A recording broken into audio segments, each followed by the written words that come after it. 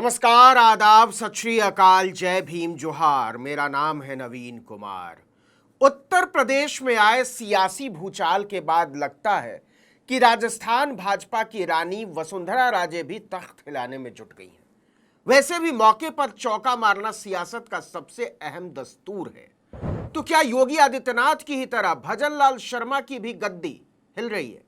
याद कीजिए वो दृश्य जब विधायक दल की बैठक के दौरान राजनाथ सिंह अचानक से जेब से एक पर्ची निकालकर वसुंधरा राजे की तरफ बढ़ाते हैं और वसुंधरा राजे चौंक जाती हैं।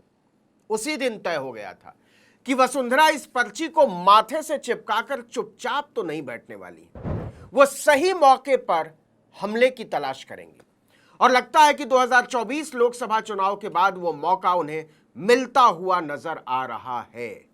ये बात इसलिए उठी है कि विधानसभा चुनाव के बाद कोप भवन में जा बैठी वसुंधरा राजे एकदम से सक्रिय हो उठी हैं।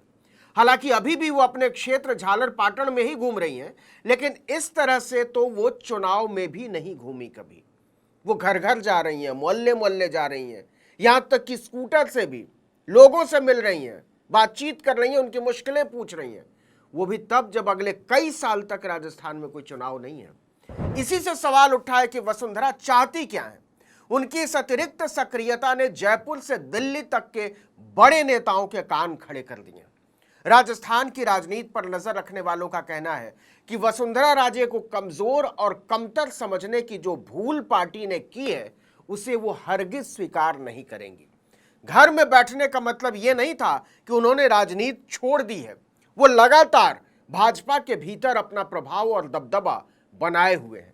बस मोदी और शाह को एहसास नहीं है, और हो सकता है हो भी, लेकिन वो समझ चुके हैं कि उनके हाथ से रेत फिसलती जा रही है।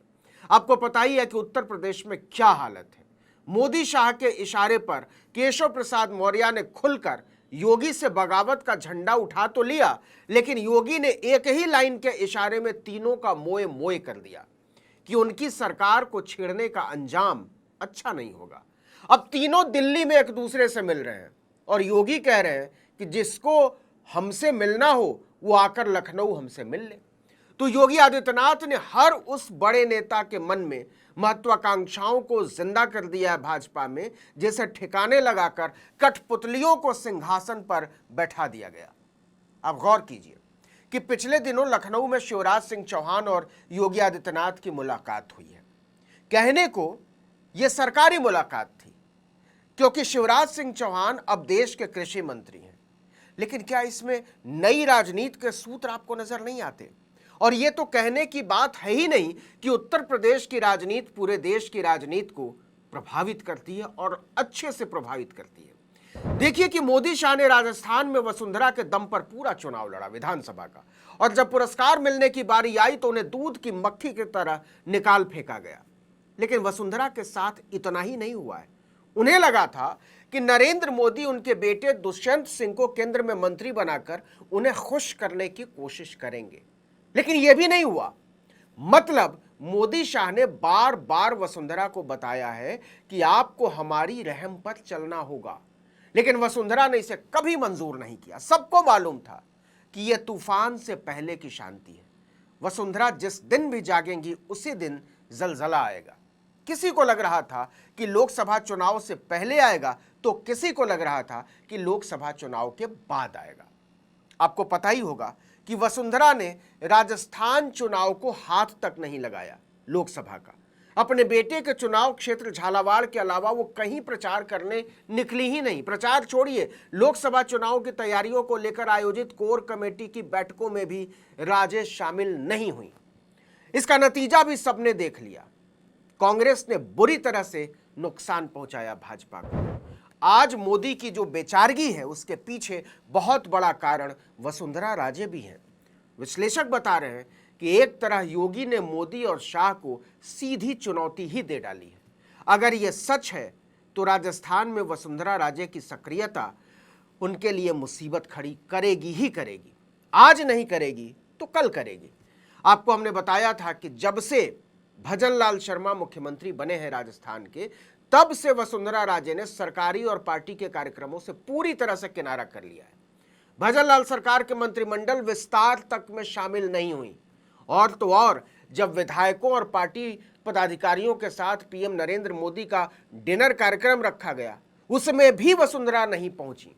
यह सीधे सीधे नरेंद्र मोदी को संदेश था कि हमारे और आपके बीच कोई पुल नहीं बन सकता।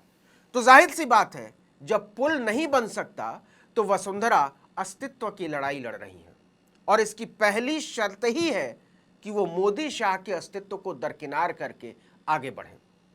आपको बता दें कि अभी भी राजस्थान बीजेपी के वरिष्ठ विधायक और पार्टी के बड़े नेता भजनलाल शर्मा को अपना नेता मानने को लेकर सहज नहीं है और अगर वसुंधरा राजे ने कदम बढ़ाया तो उन्हें बगावत करते देर नहीं लगेगी। लेकिन इससे आगे का सवाल यह है कि क्या वसुंधरा राजे बगावत करेंगी? तो इसका जवाब है, इसकी उम्मीद बहुत कम है। लेकिन वो पार्टी को मजबूर जरूर कर सकती हैं कि वो मुख्यमंत्री को बदलें। वसुंधरा अगर खुद सीएम न भी बनना चाहें तो अपने किसी भरोसेमंद का नाम आगे बढ़ा सकती हैं। देखिए कि सीएम भजनलाल शर्मा भी समझ चुके हैं कि वसुंधरा को साथ लिए बिना सरकार चलाना लगभग असंभव है। इसलिए आपने गौर किया हो तो 7 जुलाई को वो उनसे मिलने उनके घर पहुंच गए थे और बाकायदा 1 घंटे का वक्त बिताया था उनके साथ। वो उपचुनाव से पहले वसुंधरा का आश्वासन चाहते थे, साथ में ये भरोसा देने गए थे कि आपकी योजनाओं को आगे ले जाना हमारी प्राथमिकता है। ये बात निश्चित तौर पर मोदी शाह को अच्छी नहीं लगी होगी कि उनका प्यादा वसुंधरा राजे के दरवाजे पर हाथ जोड़कर खड़ा है। लेकिन सच यही है कि राजस्थान की राजनीति में मोदी का नहीं, वसुंधरा का ही सिक्का चलता है। इसीलिए वसुंधरा राजे की हालिया सक्रियता साधारण नहीं लगती। वो कभी भी बेवजह या बेसमय कोई कदम नहीं उठाती। वो मंजी हुई राजनेता हैं और जानती हैं कि कौन सा अस्त्र कब निकालना है और कितना इस्तेमाल करना है। फिलहाल वो सिर्फ संकेत दे रही हैं कि उनकी राजनीति अभी खत्म नहीं हुई है। वो बाकायदा इसे समझ रही हैं और अपनी चालें आने वाले समय में चलने की तैयारी कर रही हैं। बीजेपी के राष्ट्रीय मुख्यालय में बैठने वाले एक नेता ने बताया कि हाईकमान राजस्थान को लेकर बहुत चिंतित है, क्योंकि वसुंधरा को बांधने और बैठाने की उनकी सारी कोशिशें बेअसर और बेकार हुई हैं।